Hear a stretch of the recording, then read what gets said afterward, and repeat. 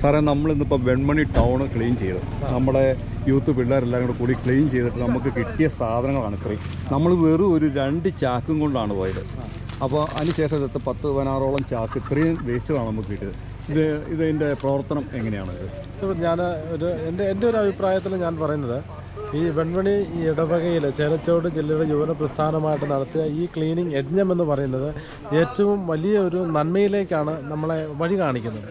അപ്പോൾ ഇത് കണ്ടു നിന്ന നാട്ടുകാർക്കും അല്ലെങ്കിൽ ഏത് വ്യക്തിക്കും എൻ്റെ നാടാണ്, എൻ്റെ സിറ്റിയാണ്, എൻ്റെ ഒരു അശ്രദ്ധ മൂലമാണ് ഇത്രയും വേസ്റ്റ് ഇവിടെ വേസ്റ്റ് കിട്ടിയത് എന്ന് മനസ്സിലാക്കാൻ സാധിച്ചു.